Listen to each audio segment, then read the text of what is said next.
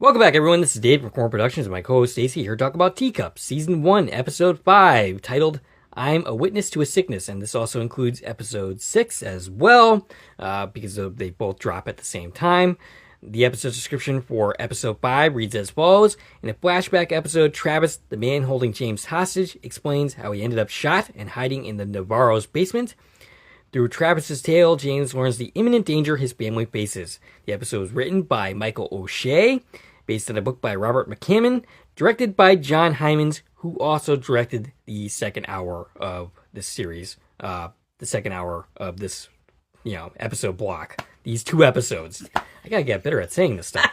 But the writer was actually different for episode 6, and I'll get into that when we talk about that episode. Okay. But before we go any further, I'll tell you a couple things. One, this is not a sport-free podcast, so if you haven't watched the episode, I highly recommend you go check it out and then come back and give us a listen. Secondly, if you're listening on one of the platforms this podcast is now available on, please follow and feel free to check out my YouTube channel, Corn Productions, where additional content can be discovered.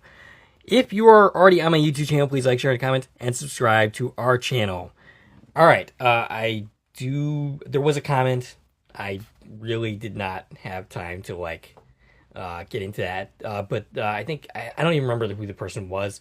I will bring that up next week, but there was a person who did comment on our Teacup video who did enjoy our commentary and our style. Well, thank you to that person. And I will bring that person up again next week. Okay, so any comments that anybody makes on our episodes 1, 2, 3, 4, 5, 6, yes, we're going to bring them up in the finale. Yes. Next week. Unfortunately, I just had a lack of time to prepare all these notes and all that information. Yeah, it's been a heck of a whirlwind around here. Yes.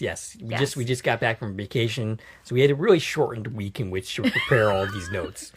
But, all right, so Stacie, your thoughts on Episode 5. All right, Episode 5, the flashback. I love this, that we finally, put it all together. It's a little weird that we waited until Episode 5 to do this. So, I don't necessarily love the storytelling, but, usually I don't love it.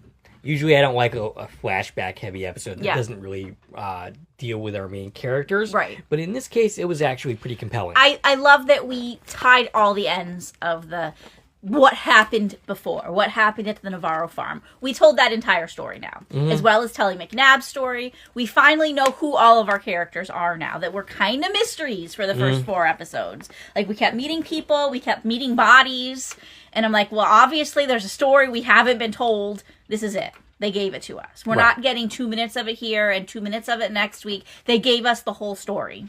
And I like that. I like that it's okay, here it is. You've been wondering what's going on, now we're telling you what's going on. Rob Morgan, who plays McNabb, by the way, I did mention the fact that he was in Smile, and I do know for a fact now that he was the prisoner that the Sosie Bacon character went and visited that told her that the way he got out of it was by committing murder. Okay. And he was also a councilman in This Is Us. I don't know if I brought that up again. We did bring that up when we first met him. Okay. All right. But so those are 2 things I want to bring up again. But yes, and if you guys haven't seen it yet, our podcast on the movie Smile is up now on the channel. So go check that one out. As well as you can go and see Smile 2 now as well. I haven't seen it yet. Nope. All right. So do we have anything else to say before diving in?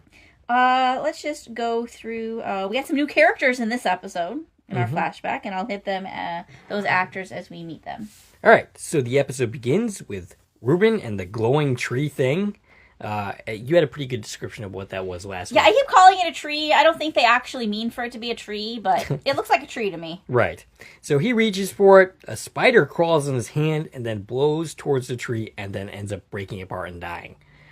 At first, I thought this was part of this tree thing, that it was like an entity coming off the tree, but I think it was just a garden variety spider. Well, I'm not sure, and I'm still at the end of, episode 6, not sure.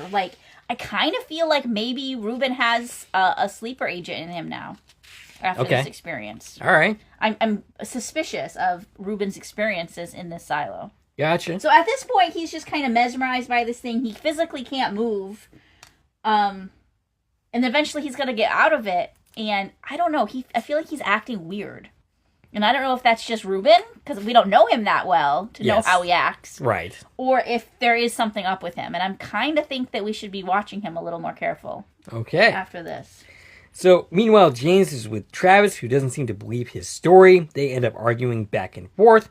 And then we cut back to McNabb in a bar. This is a flashback. Yeah, so Travis starts telling James the story. Right. Because he says, because James is calling it a force field, and he's like, if you really knew McNabb, you know that that's not what he calls it. And then we get the story of how Travis and McNabb met. So it was at a bar, and Travis was tending that bar. It seems like he's kind of new at this point. Yeah, he's a new bartender, and McNabb is his customer. And I feel like McNabb's a regular at this place. Yes. And Travis is the only person in this room that's new. He's talking about visitors, this and that. No one really seems to believe him, but Travis is sympathetic. Travis ends up taking him home, and Travis questions him about it, asking him how the invisible death trap ends up working and how it's powered, etc., etc.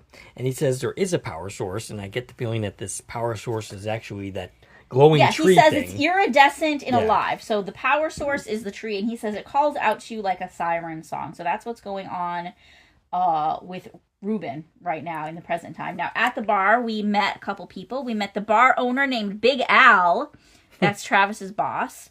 He's played by Patrick Cox. He was in 3 episodes of Young Rock, 14 episodes of Two Broke Girls, and 3 episodes of Future Man. Oh, okay.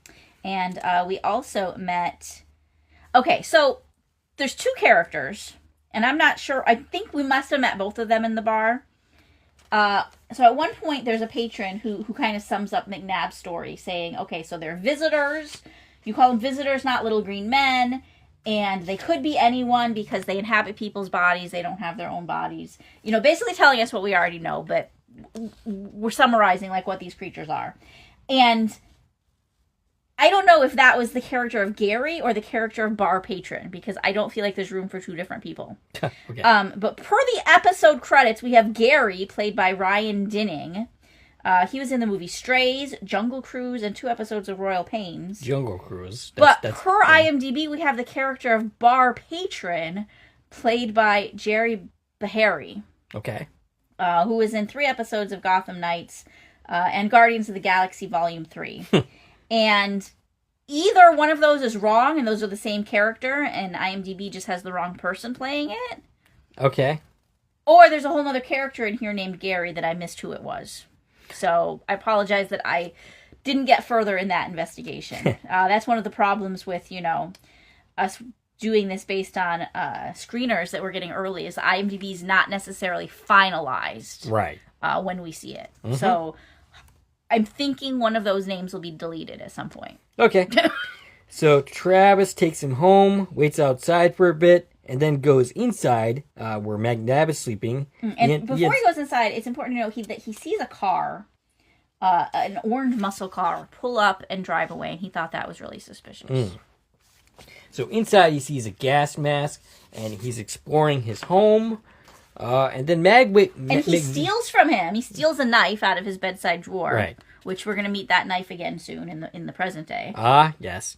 And then McNabb wakes up, points a gun at Travis, but then he says he doesn't care if people believe him, but he knows that Travis might actually believe in McNabb because he sees it in his eyes. And then we come back to present day. James says he is not an alien in disguise, and which, according to Travis, is exactly what an alien in disguise would say. Right, and he keeps just saying how, you know, this is such a conundrum. Like, I don't know if I can trust you or not. Maybe you really do need help, but maybe you're just here to kill me. Right. So we cut back to more flashbacks. McNabb is schooling Travis, developing a relationship. And we talk more about them being non-corporeal aliens. We learn that they travel via meteors, which makes sense with the crater that Harbinger had brought us to in the previous episode. So late at night, McNabb says that when a visitor shows up, a bad one soon shows up to hunt it down. And then we see a truck pull up, and McNabb goes to talk to him while Travis watches, and this is, of course, Olsen. And who I very sillily said last time, well, we're not going to see him again. Right. Well, here he is again, because we have a flashback episode. Apparently his actual name was Olsen. Yeah, so Olsen is the guy that Earworm had taken over. I don't think that any other part of the backstory that he said was actually accurate. We do learn that he used to be a cop. Right. But when Earworm told Olsen's story, he said he was currently a cop on a task force. So, I mean, there was some truth to it. Right. As far as the identity he was presuming. And that's something that we're going to get into as we go through these 2 episodes is, I'll just bring it up briefly here, the bad one, the assassin, seems to have a weird ability to, like, know things from their host. Well, doesn't Harbinger happen to have the same ability? Harbinger can hardly speak words. I mean, fair enough. Harbinger can only speak words that he found in the dictionary. I don't feel like these two beings are the same at all, even though we're told they're coming from the same place. I feel like they're almost two different species from the same place. Maybe. So they go for a ride, and then they cut to doing some target practice. Yeah, so all three of them are training together. We're supposed to presume some time is passing as we're cutting through these different scenes. And Travis is not very good at shooting. Olsen helps him be better, and they are shooting at pictures of themselves, which Travis is very amused by, and he asks what's up with that. And Olsen says that shooting strangers is easy, though I question that a little bit. I would have a hard time shooting a stranger. But, you know, I'm not a cold-blooded killer, so there's that. And I'm sure that's one of the reasons why you like me. But anyway. But yeah, he says that shooting a friend is harder. Yeah. So basically what he's saying is, you know, hey, if one of us is infected, you might have to shoot us. So there definitely is a logic here. Right. And it makes complete sense. We also learn that shooting will kill the host, but the visitor can just jump to someone else. Right. You know, I know we had questioned that before, like with Carmen, like if she was dead, does that kill it? No. Even if the host is dead, the being can still jump. Except... I'm assuming if there's nothing for the host to jump into. Right, but we didn't get into, like, how long do they have or anything like that. No. But they were basically like, this isn't a solution, shooting them. Mm-hmm. It's just, it's going to kill the host. Right. So that kind of sucks. Yeah. But they also don't seem to care about killing or being killed, since they're practicing killing each other. So McNabb says, signs point to a good visitor showing up soon. They plan to hunt the bad visitor till it finds the good visitor, and then they save the day.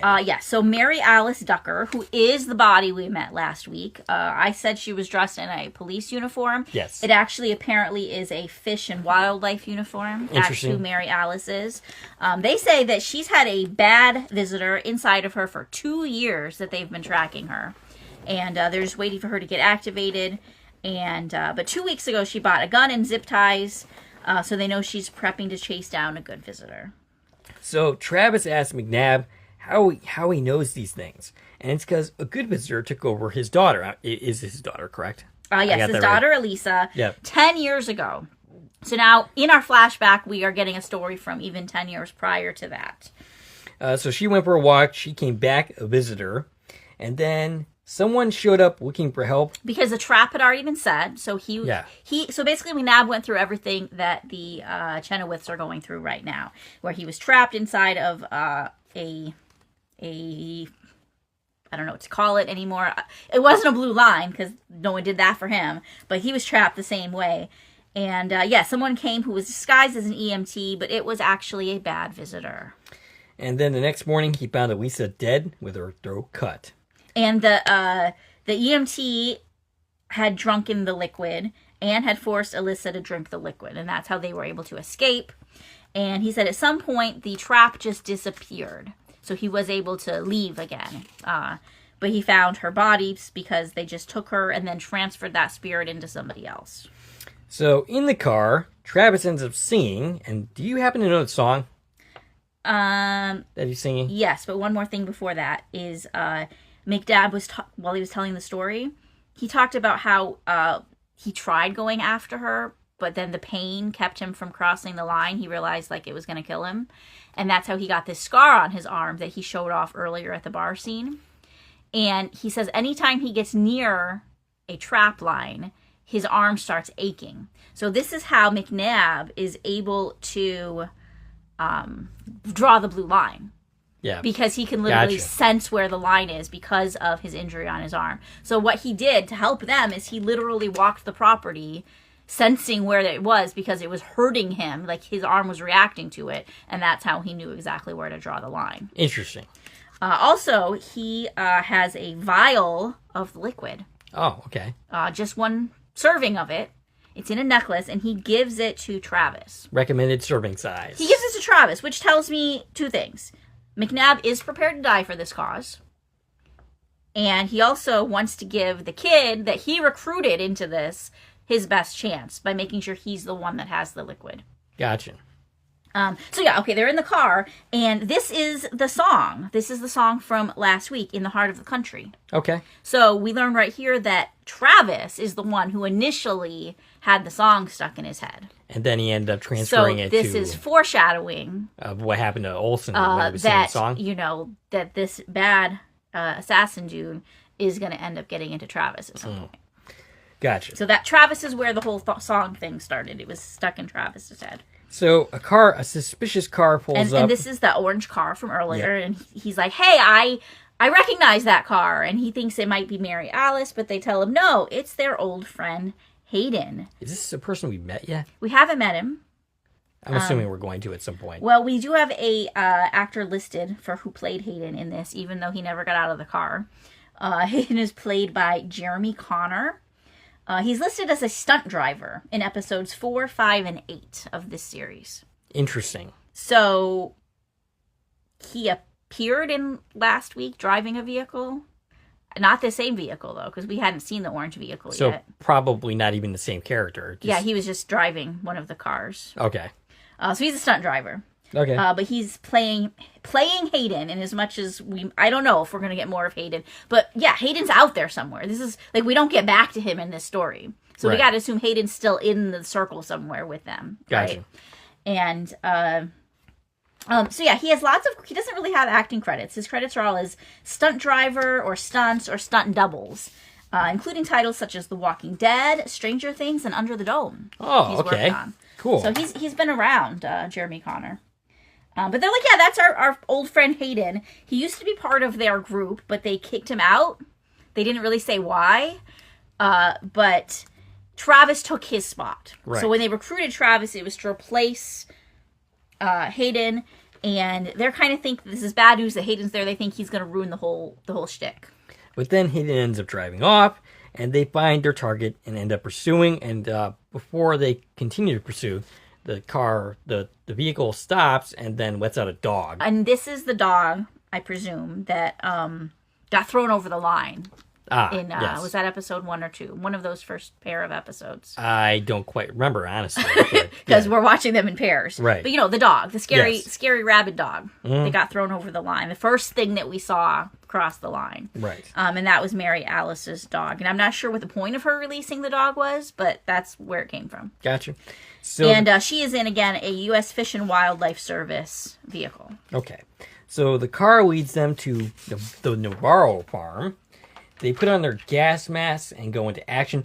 All right, so I kind of think that the point of the gas mask is to keep a visitor from entering into them. Yes. That's the impression. Yeah, I have in my notes here, they put on the gas mask, which I am just now realizing is meant to keep the aliens from inhabiting them. Gotcha. Yeah, it took 4 episodes. Right. Yep. But it makes sense here because they enter through the mouth. Yes. So the reason they're wearing the gas mask is simply so they can't be overtaken. And before they go in, they saw the lay of the land. They saw Mary Alice greeting Edward and Brian, and they saw Carmen, and they quickly realized Carmen's acting weird, so she must be the one that has the good visitor. Now their goal is to get the good visitor and eliminate the bad visitor because they think the good visitor can save the day. So Travis is tasked with setting up the pools, and the Olsen and McNabb end up going into the house. All hell breaks loose. Travis is freaking out. The cop... He sets up the instructions that we saw earlier. So he sets up the pool and the instructions for resurrecting a drowning victim. And in this moment, we're not told what they're doing, but it all seems to fit pretty closely with what I thought was happening when we first came to this scene. Gotcha. But we're seeing how it was actually set up here. So the cop ends up opening her mouth and moves into Travis. Travis is the bad entity. She shoots Edward and Brian. Yes. We see how their bodies came to be. She goes in the silo, and she dumps the liquid out. She sets the trap. Gotcha. So by dumping the liquid, it made the tree thing grow. Okay. And that is what set the trap to block off all of these properties. Gotcha. Including the Chenoweth farm. So this is where we are. We're in yesterday from when the story started. Okay. And McNabb brings Carmen out of the... you skipped a whole bunch of stuff. Yeah. But you know what? It happened in like a blink of an eye. I rewatched the scene like 10 times to try and get it all. I did not have the time to do that. So. I was like, wait a minute, where did this person go? Like, Right. I literally like slowed it down to 0.25 times and was watching it. And I'm like, okay, what happened next? Because so much is happening. Right. So McNabb brought Carmen out of the house. She's already zip-tied. And I don't know if Mary Alice zip-tied her or McNabb did. But she's already zip-tied. Remember how we met her? She was zip-tied and had a injury in her chest. Yes, yep. McNabb's trying to bring her to the car, but she breaks free from him and runs off in the woods. Gotcha. And remember, we were told about this happening. We were McNabb, told. Yep. when he re-met her when he re-met Harbinger, who's in Arlo, he was like, I was trying to get you to safety. I almost got you to the car and you ran away. What happened? Well, this is what he's talking about. What happened is, and I don't know if it was Harbinger or Carmen who had control in that moment, but what happened is you are wearing a gas mask and holding a gun and trying to kidnap her. That's what happened. Right. It doesn't look like you're trying to help anybody. Yeah. So again, I don't know if it was Carmen in control in that moment or Harbinger, but yeah, they got out of Dodge. They didn't trust you. Right. That's what happened. And then McNabb goes near the silo, starts to get mesmerized, but pulls out of it, runs to the car, leaving Travis behind. And he tells him, the trap has been set. I'm sorry. I have to leave. He has to leave before the trap is done being set, or he's going to be stuck in the circle. Right. So he darts out of town. And this is where you remember Travis does have the vial. So, yes, McNabb is leaving him, but also he does the vial so he could cross the line. Does Travis know that? I don't know what Travis knows, but Gotcha. Travis is just like, what is happening? Right? Just like you. Yeah. So then is when Travis tries calling for help. There's the signal's already blocked. And that's when Mary Alice comes over and inhabits him. And so Travis, the cop ends up shooting Travis, and then Travis ends up killing the cop. Travis is approached by Olsen. He ends up taking the mask off. I have no idea why. Yeah, because obviously that's not going to help anybody. No. And the bad visitor ends up getting into Olsen, presumably because Travis is in bad shape. Yeah, so he's injured. And Right. I'm pretty sure that Earworm, Assassin, the bad one, whatever we're calling him at this point, left Travis for dead. He assumed Travis was just going to keel over and die. That's why he Right. didn't bother finishing the job.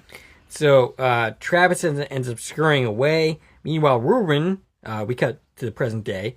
He's back in the silo with the glowing tree. Travis is slowly bleeding out. He cries he doesn't want to die, but with James, he doesn't have to die alone. James begs to be let go, and Travis ends up tossing him a knife to cut his bindings, The knife that he stole from McNabb. and Travis ends up dying. Yeah, he blows his head off. So he tells a story about his Aunt Julie, and he says she died when he was a kid, but she believed in aliens, and he really wants to tell her that she was right. And he's like, maybe I can tell her, and then he shoots himself. So he just kind of nopes out of here. He's done. James goes after Ruben. The tree thing will not let him go. And James ends up axing the silo and gets him out of there. And then they end up fighting. Ruben basically pummels James, saying, Yeah, I don't have a home. James says to Ruben, we gotta get home. And he's like, I don't have a home. You broke my home. The fight does not go on for very long. Okay, just like the ladies last week, I'm gonna say, like, dudes, this is not the time and place. Yeah. Aliens are trying to take over your life. And Deal with this later. I kind of, this fight does not go on for very long, so I kind of feel like they know that. But still, Ruben wanted to, express this frustration and to basically tell him that he knows. And I'm glad they didn't drag And this at this on. point now, everybody knows that Yeah. everybody, well, almost, by the next episode, everybody knows that everybody knows. And Right. can we just move past this already, please? Because we have a much more pressing issue here. The world's about to be taken over by aliens. So James says he's sorry, it just happened. Ruben says, nothing just happens. You're like, oops, I accidentally, anyway. So James says they need to go. Ruben says they can't just leave the tree thing. And James says everyone back home is in danger. And he asks if he can ride, and Ruben says, fuck you. And that's, I thought a little cute little moment there. And in the forest, they stumble upon Arlo, and then Nicholas, and Meryl holding McNabb. And this is all we see of them in this episode, Right. those three. And we do not see the women. We do not see Maggie or Ellen or Valeria at all in this episode. And that's where that episode ends. And yep, as they head towards home, we hear the episode title song, I'm a Witness to the Sickness, playing. And, okay, so episode 6. Episode 6. Titled, You Don't Know What It Means to Win. The episode's description for that reads as follows. James, Reuben, and the kids return to the Chenoweths with a wounded McNabb. Armed with knowledge Travis imparted, James comes to the horrifying conclusion about his mother's recent actions.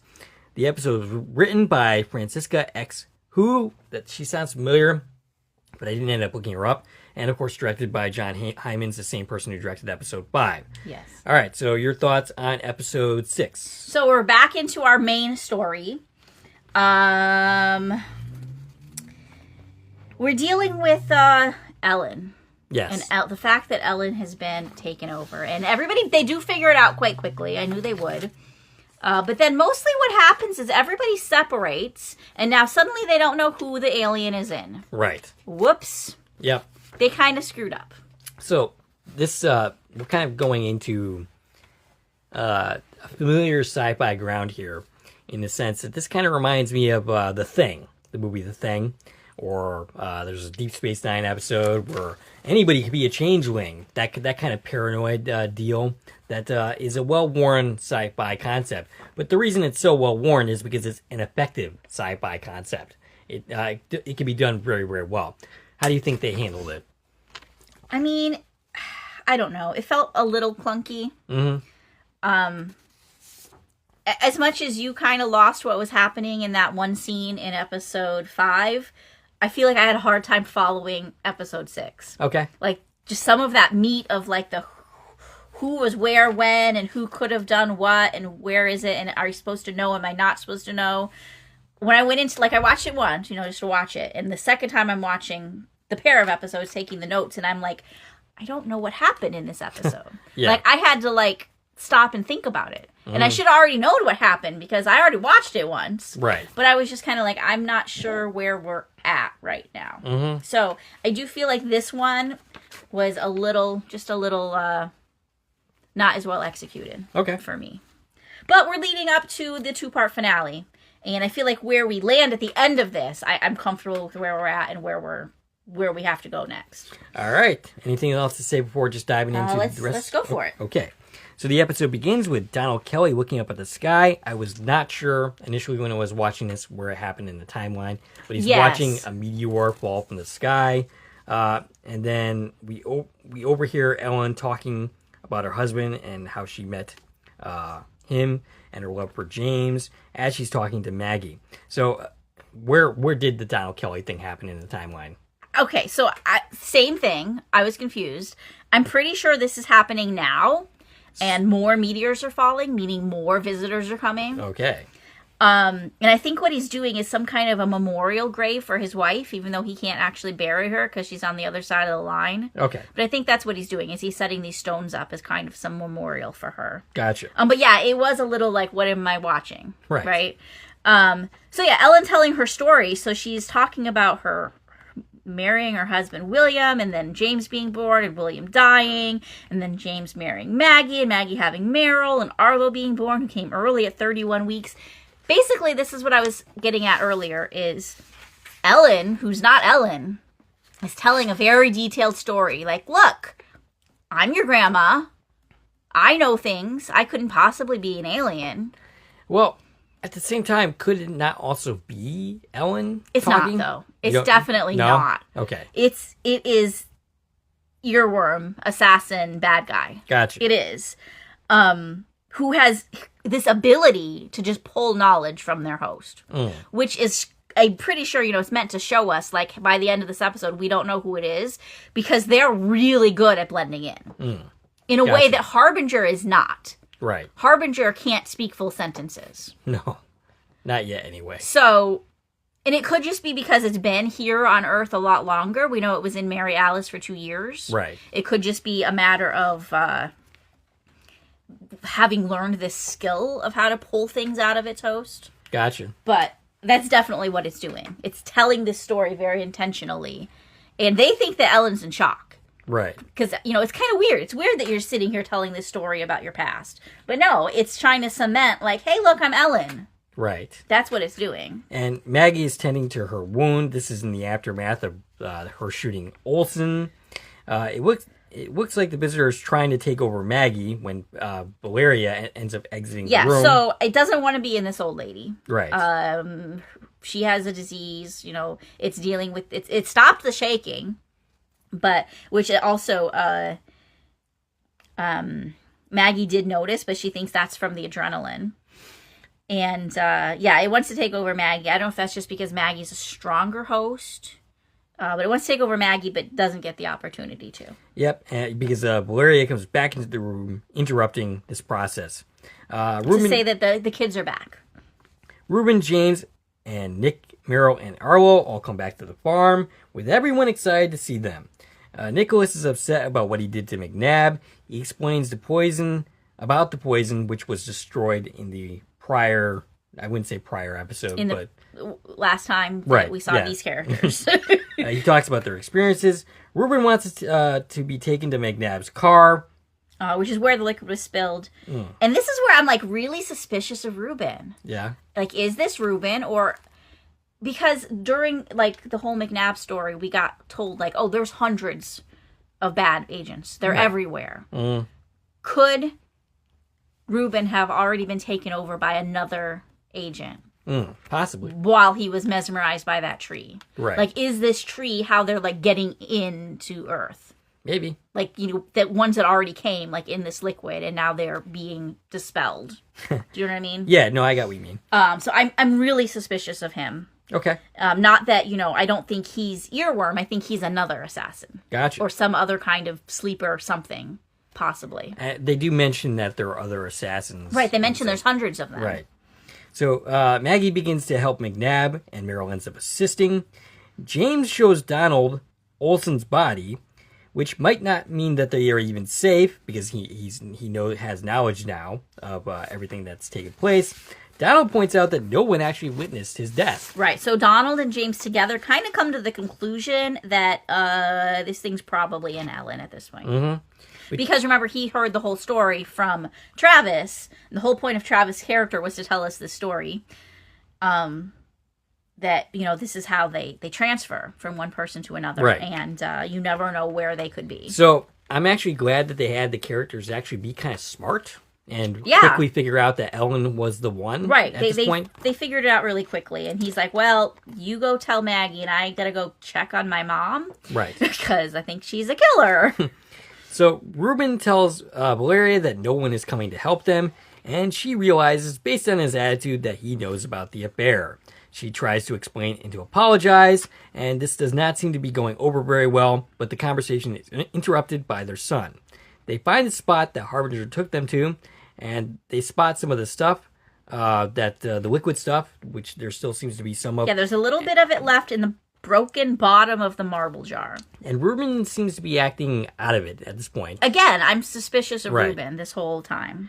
But they are interrupted by a dog growling at them, and Ruben insists... This is a wolf, I'm pretty sure. A wolf? Yeah. Okay.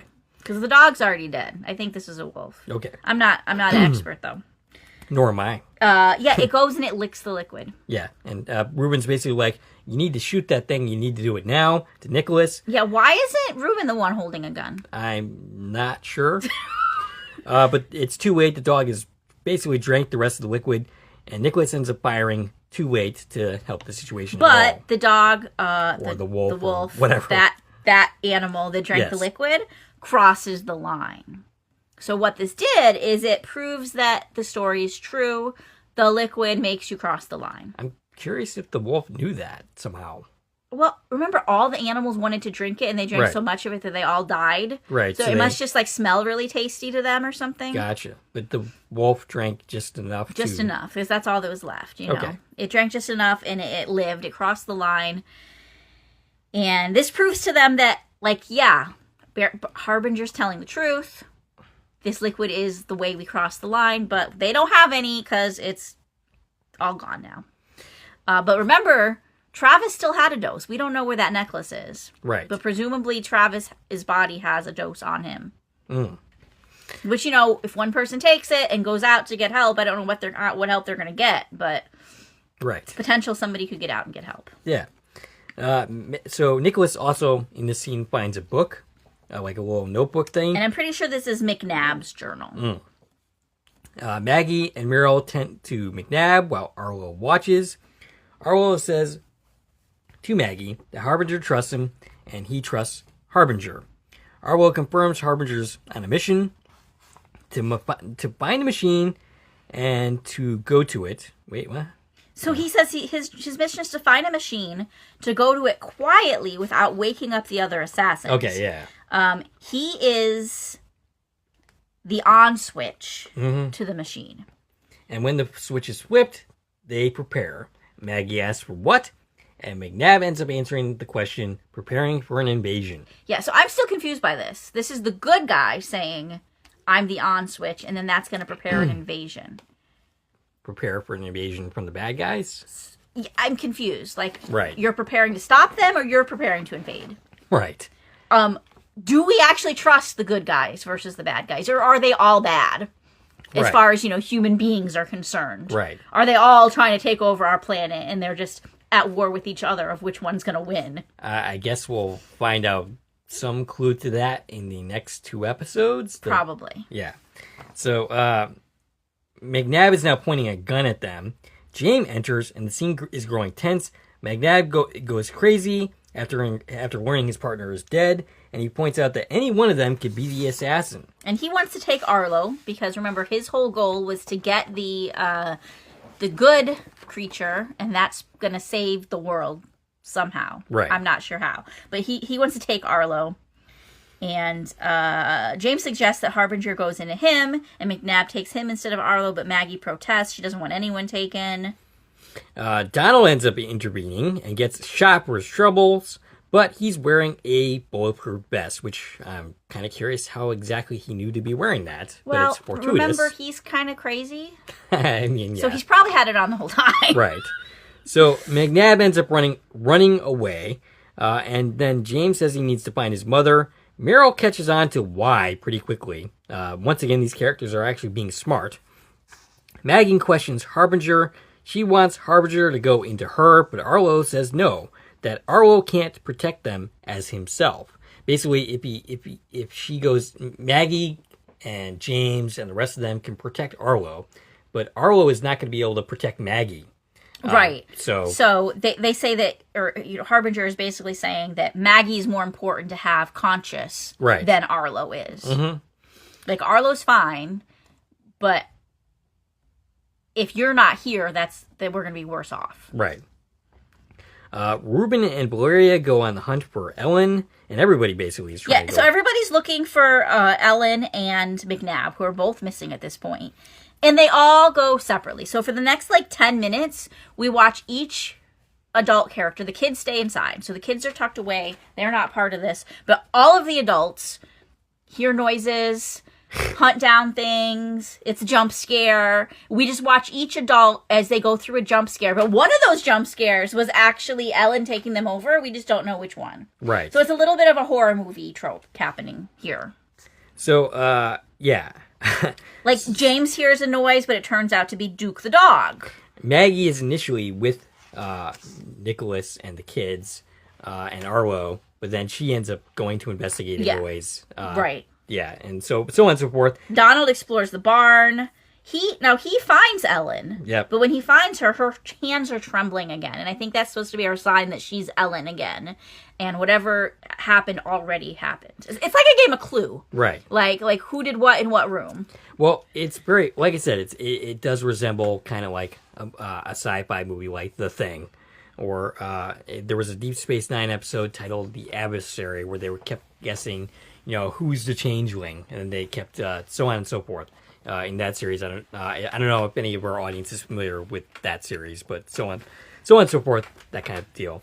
Yeah, so they all gather around talking to Ellen, and she says she doesn't think it's inside her anymore. She can't hear it anymore.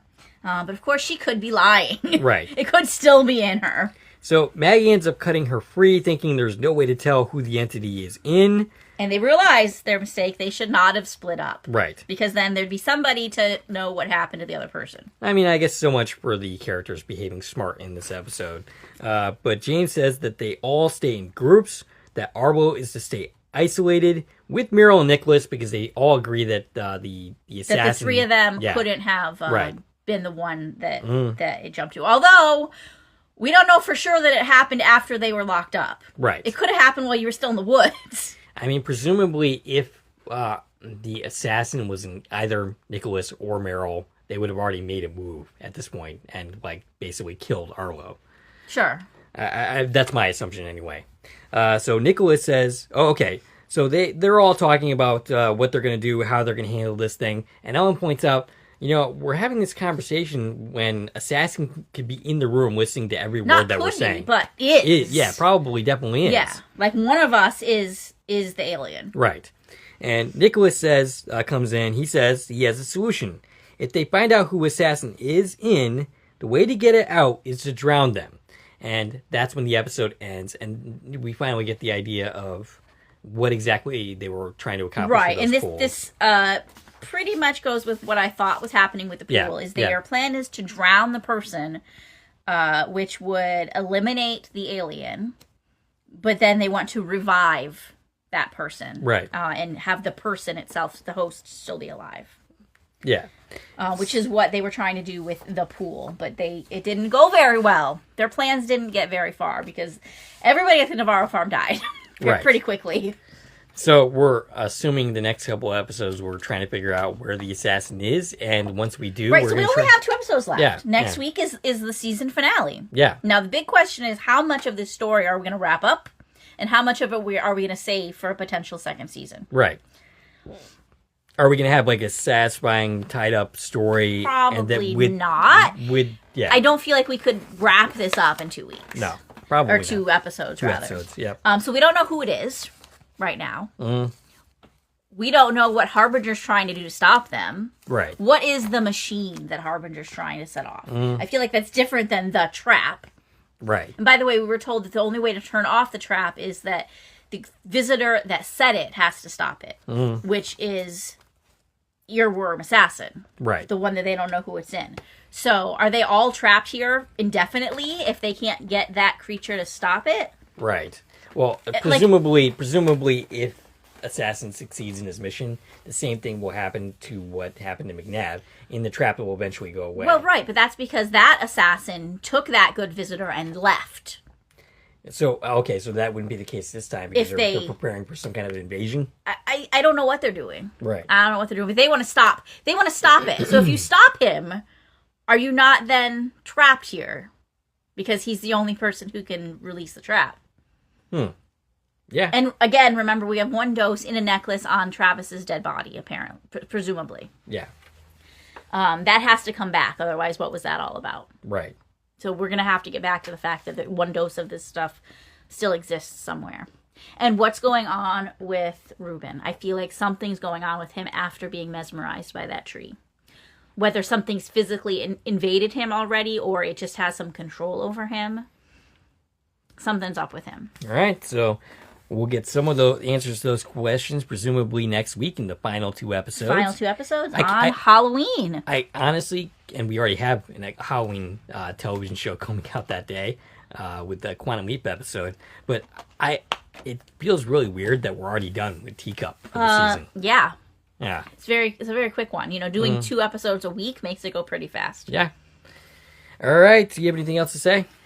I'm excited to see where they end this season. Yes. Based on, we don't have any specific comments. We'll share them all next week. If you guys have anything to say about this series at all, put it on these first 3 videos so we can shout you out in episode 4.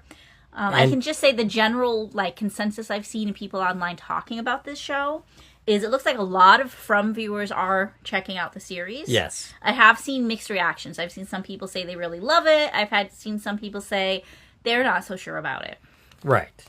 But yeah, it looks like people are definitely finding this show and checking it out, and that's great. I mean, based on my view counts, it definitely seems to be the case. Yeah. So we'll see how the season ends next week. And yeah, any comments that you've already made that I didn't bring up this week, I will bring it up next week. I just did not have time to prepare all that for this week's show. So anyway, we'd like to hear from you. What you think of the podcast? What you think of this episode? What do you think of this series in general? Stacie can be reached at? I can be reached on Twitter, X, Instagram, and Threads at TVN Coupon Talk. If you like this video and want to support the channel, there are a number of ways to do so. You can follow me on Twitter at Core Productions. You can join one of my Core Productions Facebook pages. You can buy something from the Core Productions store on Zazzle. You can buy me a copy. You can join a Core Productions membership for 99 cents a month. And of course, you can like, share, and comment on this video, as well as subscribing to the channel and hitting the bell so you're notified when new content drops. This is Dave and Stacie from Core Productions, signing off.